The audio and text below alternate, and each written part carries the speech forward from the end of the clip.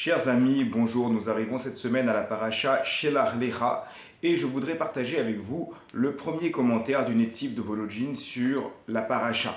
Il commence par parler de Rashi que tout le monde connaît, Shelach Lecha Anashim, envoie pour toi des hommes. Nous sommes dans la paracha des explorateurs, les Bnei Israël vont rentrer dans la terre d'Israël et Dieu dit à Moshe, envoie des personnes qui vont explorer la terre pour voir si elle est bonne, s'il y a une possibilité de la conquérir.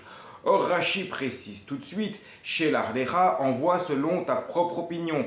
Car, dit Rashi, ce n'est pas Dieu en réalité qui a demandé à Moshe Rabbeinu d'envoyer des explorateurs, mais il rapporte ce qui est dit dans le Sefer Dvarim, dans le livre de Deutéronome. Ce sont les Bnei Israël qui avaient peur, qui sont allés voir Moshe Rabbeinu et qui lui ont dit on aimerait bien faire comme tout le monde, qu'il y ait des explorateurs pour nous dire si on peut rentrer tranquillement dans la terre. Et là Moshe Rabbeinu aurait cédé à la pression du peuple. Voilà en substance à peu près ce que nous dit Rashi.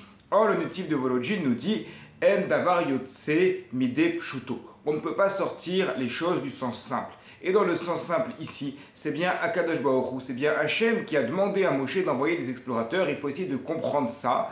Pourquoi Hachem lui-même aurait demandé d'envoyer des explorateurs? Il va donner deux perspectives.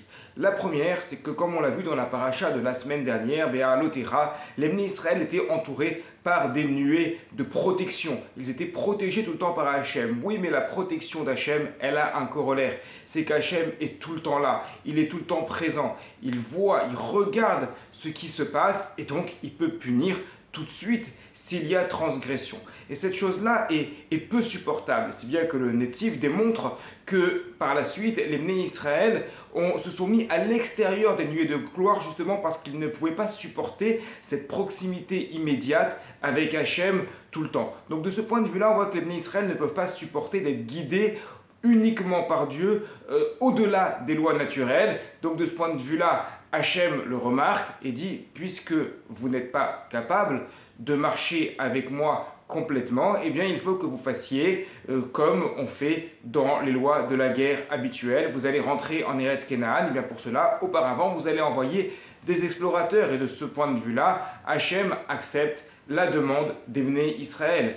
Le deuxième point, toujours par rapport à ce que nous avons vu dans la paracha de la semaine dernière, c'est qu'il y avait des prophéties qui couraient dans le camp des Bnei Israël. Et des prophéties qui étaient vraies. C'est que Moshe Rabbeinu allait mourir et que Yehoshua, son disciple Josué, allait rentrer en terre d'Israël.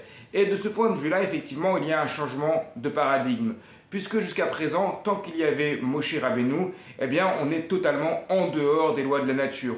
On est dans une proximité totale avec Hachem, puisque Moshe, il est dit à son propos qu'il parlait panim el panim, directement avec Dieu. Oui, mais lorsque Moshe Rabbeinu va quitter ce monde, et c'est quelque chose maintenant qui commence à rentrer dans l'esprit des Bnei Israël, Moshe Rabbeinu n'est pas éternel, il aura un successeur, ce successeur c'est donc Yehoshua, et bien à partir de là, il est difficile d'imaginer, d'envisager, de marcher complètement avec Hachem et de faire différemment des autres. Donc en prévision, nous dit le Netziv de Volodjine, en prévision de la mort de Moshe Rabbeinu et du changement de paradigme avec des miracles qui vont être de moins en moins présents, effectivement, il faut que le peuple s'habitue à faire comme les autres, alors pas complètement comme les autres, bien entendu, mais on admet, et Hachem, nous dit le Netziv, Hachem admet que du point de vue naturel, d'un point de vue logique, il est normal d'envoyer des explorateurs pour rentrer dans la terre d'Israël.